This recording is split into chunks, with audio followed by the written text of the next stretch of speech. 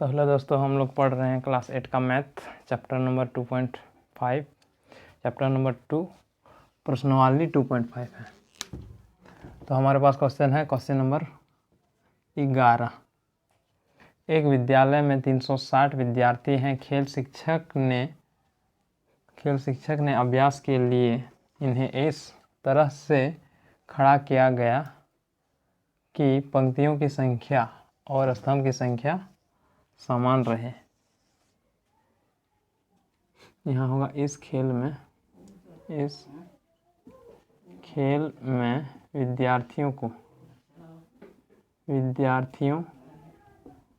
को इस प्रकार खड़ा किया गया कि पंक्तियों की संख्या और स्तंभ की संख्या समान रहे। इस व्यवस्था को बनाने के लिए कितने विद्यार्थियों को बाहर जाना होगा, मतलब खेल से बाहर जाना होगा। तो चलिए सॉल्व करते हैं। इसमें कहा गया कि पंक्तियों की संख्या और स्तंभ की संख्या समान होनी चाहिए। यदि पंक्तियों की संख्या 2 है तो स्तंभ की संख्या 2 होनी चाहिए। पंक्तियों की संख्या 3 तो स्तंभ की संख्या 3 होनी चाहिए। और पंक्तियों की संख्या 4 तो स्तंभ की संख्या भी 4 होनी चाहिए। और पंक्तियों की संख्या 5 तो स्तंभ की संख्या भी 5 होनी चाहिए। इस प्रकार विद्यार्थी को खड़ा होना है। और यदि इनमें से कोई से विद्यार्थी बच जाता है तो उसको बाहर किया जाएगा खेल से। तो ये है। तो हम लोग को इस प्रकार खड़ा करने के लिए हमेशा एक पूर्ण वर्ग संख्या की आवश्यकता होगी। तो पूर्ण वर्ग संख्या को हम लोग क्या करेंगे, इस संख्या को पूर्ण वर्ग संख्या में बदल देंगे। तो हम लोग क्या करेंगे, बदलने के लिए हम लोग क्या करेंगे, यहाँ बोला गया है कि कितना विद्यार्थी को बाहर जाना होगा। इसका मतलब इसी में से कुछ संख्या को घटा देंगे और हमें एक इसको पूर्ण वर्ग संख्या बनाना है, ताकि प्रत्येक मतलब विद्यार्थियों इस प्रकार खड़ा हो पाए जिसमें पंक्तियों की संख्या समान हो और पंक्तियों की संख्या और स्तंभ की संख्या समान हो। तो चलिए, कुल विद्यार्थियों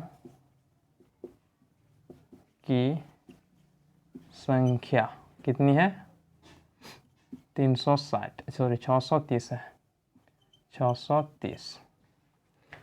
तो हम लोग यहाँ लिखेंगे, चूँकि विद्यार्थियों को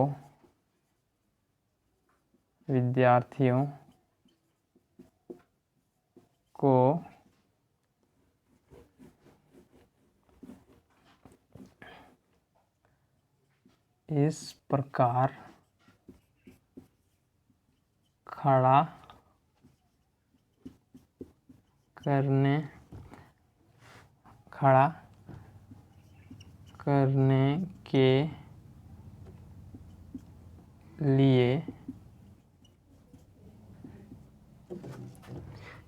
करने के लिए इस प्रकार खड़ा करने के लिए जिसमें पंक्तियों की संख्या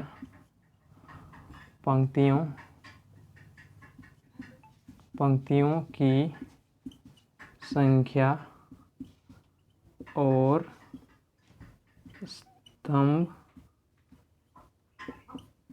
स्तंभों की संख्या समान रहे। खड़ा करने के लिए रहे, यहाँ ब्रैकेट लगा देंगे, के लिए एक पूर्ण वर्ग संख्या की आवश्यकता होगी। इसलिए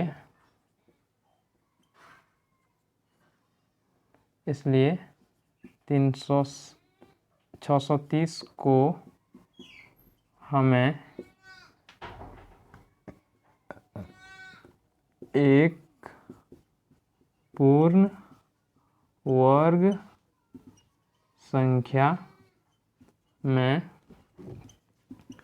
बदलना होगा। तो चलिए हम लोग क्या करेंगे, इसको पूर्ण वर्ग संख्या में बदलेंगे। तो हमारे पास है 630, भाग विधि से हम लोग क्या करेंगे, इसका वर्गमूल निकालेंगे।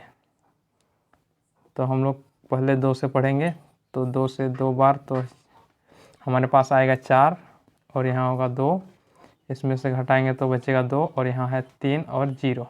अब इसको जोड़ेंगे तो 4 बन जाएगा। अब हम लोग यहाँ कितना का पढ़ा पढ़ेंगे देख लेते हैं, 7 का, क्योंकि 8 का पढ़ेंगे तो 8 × 24 ज़्यादा हो जाएगा। 7 का, 7 × 4 = 28, 7 7 49 का 9 होता है, हाथ में 4, 7 × 4 = 28, ये भी ज़्यादा हो रहा है। तो हम लोग क्या करेंगे,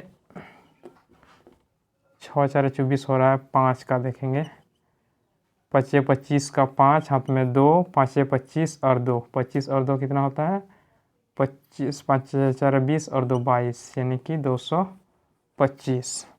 5 का पढ़ा 5 बार तो कितना आया 25, 25 का 2, हाथ में 2, 25 का 5, हाथ में 2, 5 × 4 = 20 और 2 22, तो हमारे पास आया 225। अब हम लोग हटाएंगे, 10 में से 5 गया तो 5, यहाँ 2, तो ये पूरा कट जाएगा, इसका मतलब शेष बचेगा 5। तो हमें क्या करना है, अतः 5 विद्यार्थी खेल से बाहर हो जाएंगे। 5 विद्यार्थी खेल से बाहर हो जाएंगे। तो ये था हम लोग का क्वेश्चन नंबर 11। अगला क्लास में हम लोग सॉल्व करेंगे क्वेश्चन नंबर 12।